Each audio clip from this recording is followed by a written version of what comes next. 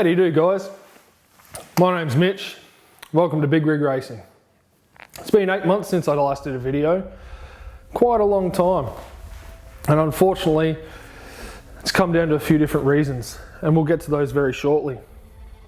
A little recap onto how we came to this point and why it's taken 8 months for me to do a video about this little car. Growing up, I had one wish: to go racing. I spent most of my time thinking about racing, watching racing, seeing my dad race, and quite frankly, I wish I could have gone out there to do it. But as I grew, I got tall, and as tall people do, they gravitate towards sports that more suit their body style. And for me, that was basketball, and it was really great. I went over to the States. I played 5 years of college basketball over in America. But unfortunately, I had to come home. And by that time, my love for basketball was just starting to fade. But my love for motorsports never did. So when I got home, I played a bit of basketball, finished that, bought a go-kart, went racing, had a fantastic time. But unfortunately, when you look like you're out of Mario Kart running around the go-kart track, you know, sometimes it's time to just move on and get into something that you can build to fit you. And that's what we've done. We got this XL, and you know what? It's been a fun time working on it, but frustrating at the same time. When I went to look at this car, it must have been love, because it was beaten up, it was terrible. But I listened to my heart and I said, you know what? This thing, we can make it work. The door cards were missing, the seat belts were frayed, it was caked in mud underneath. In fact, some parts still have mud and dirt in there from where I got it from, which is about 3 hours north of Townsville. She really was in rough shape. As we've gone along, we've tried to get it into a little bit better shape, and by the end of it, I reckon we will have it looking really schmick. What have I had to do to get this car to fit me? Quite a few things. I've had to change the floor pan. I had to lower it essentially so I can fit a wider and bigger, taller seat in this car. I had to get a smaller steering wheel so my knees would clear underneath the steering wheel. I've had to relocate or put some switches in so things can actually work for me in the car. Some things that when you move your seat back as far back as possible, you won't be able to reach certain buttons or certain switches. So I just had to try and move some of those around to fit me in the car. All while trying to keep weight down so we can just, be a little bit fast out on track, which has proven to be quite the difficult scenario. Moving forward, we've got a few things coming for this car. It's taken 8 months. I think the last video was maybe January. But finally, in May of this year, my wife allowed me for my birthday to purchase a roll cage. They say with age comes a cage, and for my birthday, literally what happened. So I've been waiting since May for that cage to come, and hopefully, fingers crossed, it'll be on the way very shortly. We also have suspension that have been sent from SuperShock. They should be here hopefully this coming week. By the time this video gets out, hopefully I'll have it on my doorstep and I can get it into the car. We have a few little different parts about to arrive, but now we're starting to get to the point where we can start chipping away, getting this project back on track and getting this car out on track. This car, when it's done, should be a dangerous little beast. It's going to take me for a joyride. Hopefully that roll cage that goes in will save me from a crash, boom and a bang, and I'll be able to walk away healthy, fit and alive. What have we got to do to this car? Well, first of all, we've got a roll cage to go in. We have suspension, we have a harness, we have to finish off the interior with window nets, little things like a rain light, wheels, finish off the engine bay, we've got the exhaust. Just to get out on track, there is a number of things we have to do. There is also a number of things that we can do once we get off track essentially. So once I get out there, I can finish things up like the bushes underneath, different things like that. The main goal is to get this car on track as soon as possible. It has been way too long sitting in my garage, waiting to get out on track and to be finished off. So that's the goal. Hopefully in the next few months we'll be able to get it out the door, onto a racetrack and get it racing. I have some questions here that some of my students and some other people have been asking, so I thought, you know what, since we haven't done a video in 8 months, I might just update you guys on where we're at with this car, answer a few questions and talk about a few things towards the end. So I'll answer some of these questions, and they're quite interesting actually. First question is, what's taking you so long? Really, to be perfectly honest, it's finances, time, and just being able to spend a good amount of time working on parts, working on things to get into this car.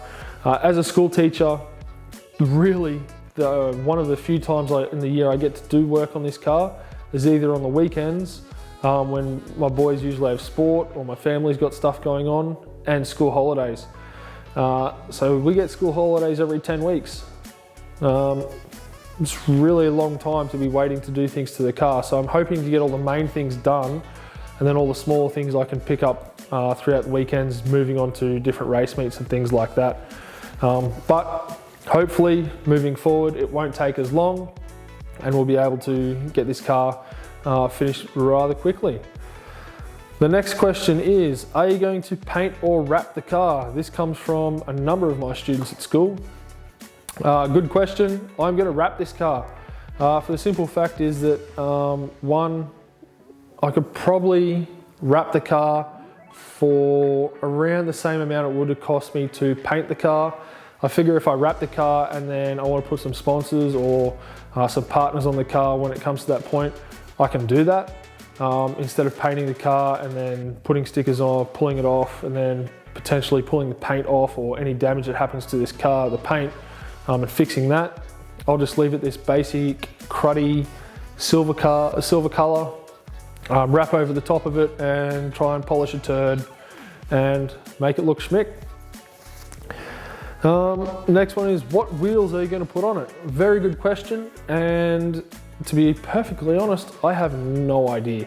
There is a range of different options I can go for. Koya make a wheel that will fit this at a 15x7 114.3 PCD. Koenig make one. You name it, pretty much every wheel manufacturer can make you a wheel to fit this car. Even if it's a 15x6.5, you can fit this on. It really depends. It's personal preference. You've got to look at things like the costs, even weight. You can go for a cheaper wheel, and that would be great, but are they going to be as strong from hitting when you hit curbs? Or do you spend a little bit more, get a stronger rim and hope that that lasts you a little bit longer? Those are the things you've got to weigh up. I'm probably leaning towards a Koya or a Koenig. I know Braid make a really great wheel, but they're also super expensive. So I don't know, Koenig, Koya, it all depends. I mean, I really do need to sit down and just think about what I want to do with the tyres and the wheels to put on this car, and what I think will be best. I do take into account what the look will look like. I really don't want something that just looks cruddy, but on the same hand, I want something strong to really look after this car. Next one, how long until the car is done? Hopefully not too long. I'm trying to get the most expensive things done from now on, trying to get them done essentially in order. So I've got the roll cage coming. It cost me a pretty penny. Suspension is on its way. Both of those, when you take into account of what those two items cost, including shipping to North Queensland, you're looking at around $6,000 just on those two items alone, which is a significant amount of money when you can go and buy one of these cars ready to race for about 8 to 10. The reason why I cannot do that is simply because I need to build this car for me to fit in. So for me to fit a car, I needed to get a car and build it specifically for myself by, like I said, doing the floor pan, putting the seat in a specific position as far back as possible, things like that. So we still have the exhaust to do, we have wheels, things in the engine bay that need to be finished off. My goal is to get the things done enough to get it on track, and then I can go back and finish everything else off after that. How long that takes, I don't know. I'm a school teacher, I spend all my time working with kids at school. And when I get home, I'm with my 2 boys and my wife, spending some family time. So yeah, I try to get as much done as possible when I can, and then we'll go from there. So in terms of how long it takes, hopefully not long. This car's been sitting in my garage for 8 months collecting dust, so I'd rather get it done and out on track and getting it used than let it collect dust even more than what it already is. Next one, are you taller than Cletus? For those of you who watch YouTube or follow car channels on YouTube, Cletus McFarland over in the States has a hugely successful YouTube channel with the Freedom Factory and his cars Leroy, Ruby and such. So he stands, from what I believe, about 6'6". I am 6'10", so I've got about 4 inches on him. He probably weighs a little bit less than me too. But yeah, I am taller than Cletus. Yeah, I guess when you're talking about height, by a bit. But I've also seen him trying to get into Leroy on his videos, and it looks like a pretty tough time with the way he has to fold himself up to get into the car. Hopefully I don't have that much trouble. We'll wait and see. Next one, what name does your car have? Very good question. This is another one from some of my friends and family. My car, I've given it a name. I haven't actually said what the name is on camera yet. If you've been listening carefully, you may have picked up on some hints that I've dropped so far in this video as to what the name of my car is. I guess you could call them some little Easter eggs, I think they're called. I think I've had at least 11 little hints dropped so far. It has a female's name. I'll give you another one. I like it. If you think you know what it is, drop it down in the comments and see if you can guess it, because I'll be very curious to see who can actually pick up the name of what I've chosen for this car. We'll wait and see. And the last question, do you really think your big ass will fit in that car to race? Good question. Yes, I think my big ass will fit in this car when I race. If that means I have to do yoga to become flexible enough to fold myself up and throw myself in that car, I will. I've put too much energy into research, getting things done for this car, that I'm not going to let it stop me from getting this car and racing it. I've also done research to try and figure out who the tallest race car driver in the world is. I think the tallest one so far is a NASCAR driver at 6'6". So does that mean that once I race this, I become the world's tallest race car driver? I don't know. We'll wait and see. I might have to call Guinness World Records out to see what they say. Yes, I will fit this car. One way or another, I'll make myself fit. Even though it is a small car, you are still able to make ways for a person my height to fit in this car. And if you go back and look at other videos on how I've had to alter the floor pan, the seat I had to research a bigger, like a taller and wider seat for myself to fit in, even down to a roll cage that is far enough back that I can move my seat almost right up to the back or touching the roll cage, so I can give myself enough room for the for my legs, down to a smaller steering wheel, so my legs will fit underneath that. And then also thinking about the headroom that I need from the top of my helmet to the roof of the car, and the protection that, because my head will be closer than most other people, what protection will I have in my roll cage for that? So it has its disadvantages being taller, especially when you're trying to get into the car and out. But once I'm in, I fairly well believe I'll be very comfortable in the car. But yeah, getting my big ass into this car will be very interesting. Thank you for that question. Finally, I just want to touch on a point moving forward, guys. Now that we have some videos rolling along, I just want to, there'll be a change in the way the videos happen. Previously, I've named them Hyundai Excel race car build, and then put like a number in the episode number. That'll be changing to just like a bit of a title about what the, I guess, what's happening in this episode. Unintentionally, it's come to my attention that I've probably pissed some people off from what I hear. I didn't mean to do that. I'm just trying to build a car that myself being extremely tall can fit into.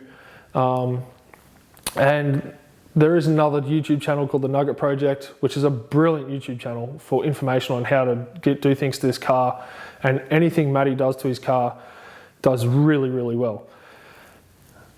The episodes, when I named them, I literally, when I went, I was like, I'll just call it Hyundai Excel race car build in episode 1 and episode 2 and what's happening in that episode. Not even thinking that, oh yeah, it's probably the same. Now, I'm not saying Matty's pissed off at me, I haven't heard that, but I've heard through the rumour mill that other people down south or around the places are pissed off that I named my videos similar to what he did.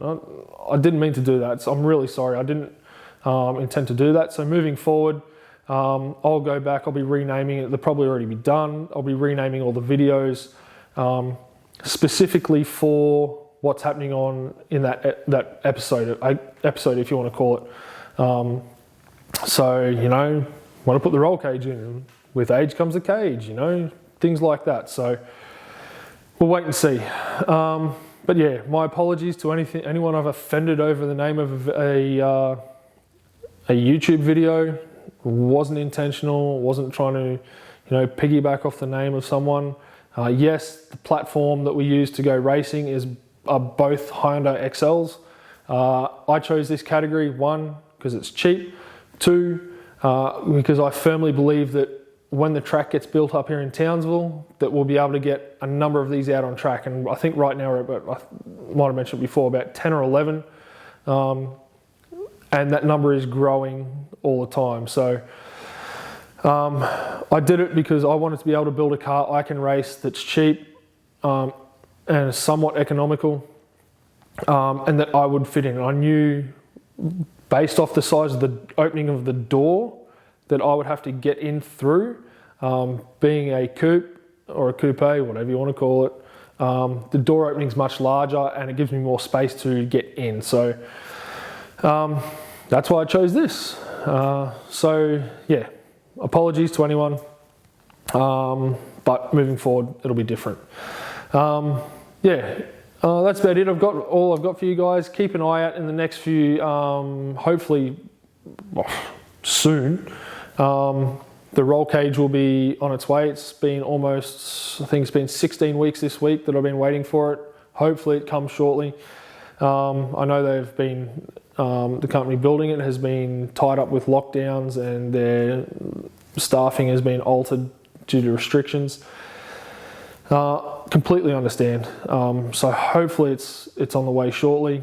Suspension's going to be here hopefully this week. I can throw that in the car.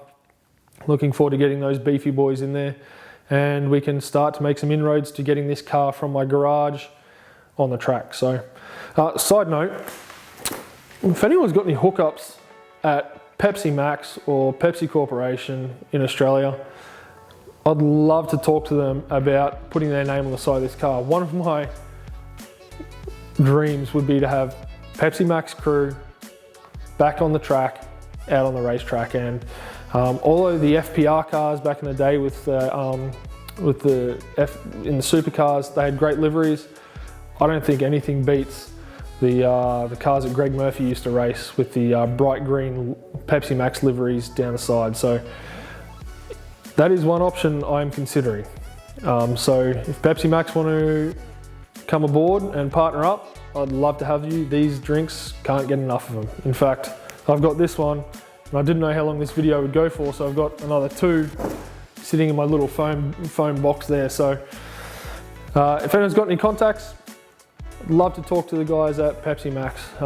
Or if anyone else wants to put their name on the side of the car, I'm sure we could come to an agreement, work out a way we could put your business name or how we can support each other moving forward. So yeah, send me a message or just jump onto Instagram or Facebook, Big Rig Racing, search it up and send me a message and I'll be in contact. So anyway guys, I might just go and finish off my 440ml, the big can Pepsi Max, and go to bed because I'm exhausted. 2-year-old child that's cranky and tired, not fun. I'll see you later.